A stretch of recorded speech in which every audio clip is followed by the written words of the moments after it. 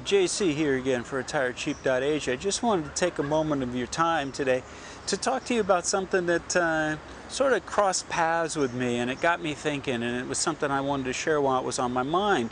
You know, sometimes, I used the analogy before of the frog in the hot water, that you throw the frog in a pot of water, at room temperature, and as you turn the heat up to cook him, he doesn't realize he's cooking. It's such a gradual change in the temperature that by the time he realizes he's cooked.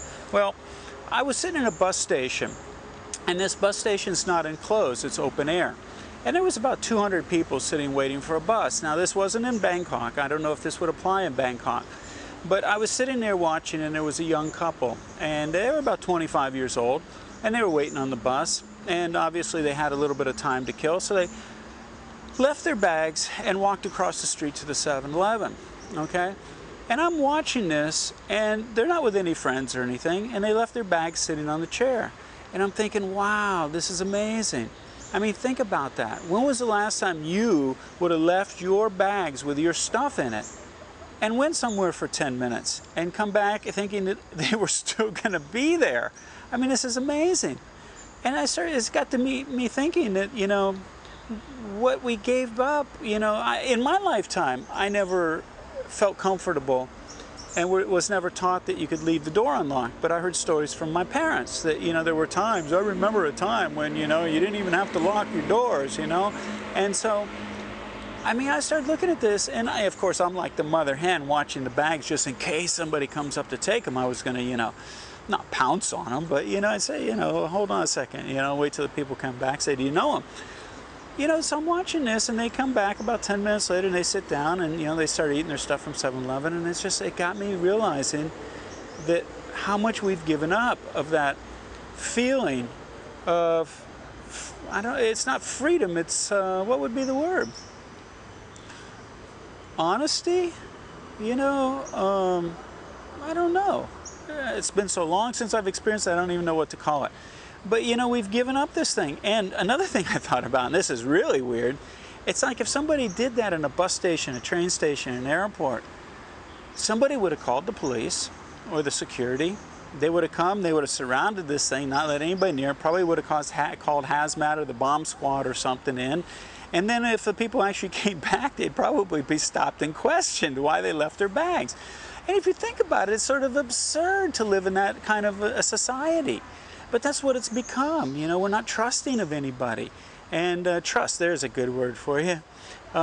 We really don't trust in anybody anymore. And I think what's happened is, because of media sources, something happens.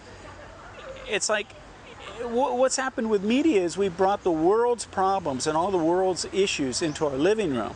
If you think about before there was television and everything, you knew what happened in your little small town. I mean, oh, Bobby, broke his leg on the baseball field, and, Joey got a divorce, and Mary got a job at the library, and it was like this kind of stuff. But then as we got media, and media started bringing the world's events into our living room, all of a sudden we became aware and conscious of all the problems and pain in the world. And another portion of that is that, bad things do happen. There's no doubt bad things happen. But if you look at the percentage, of bad people and the events that happen, it's really a really small percentage. But the rest of the world or the rest of the society lives in fear because of that event. And even though the event didn't happen in their neighborhood or in their town. And so we become very untrusting. Little kids, you can't walk up and speak to a child. Oh my God, this guy's a stalker, And I put videos on my YouTube channel, and all of a sudden people are going, oh, if you did this in the States, you'd be put on a predators list, and all this weird stuff. And it's like, wow, this is a society that we've lived, and we've come to be grown accustomed to, and that's what scares me, that people have accepted this way of life as normal. And so, really, when you step back, it's like being in a plant, a factory, and all of a sudden all the noise and everything, all of a sudden they turn it off, and it's like, you go, wow, what's that? It's quiet. And so, sometimes all of a sudden it hits me, the quiet, the friendliness, the connection. A lot of the things that we were missing back home.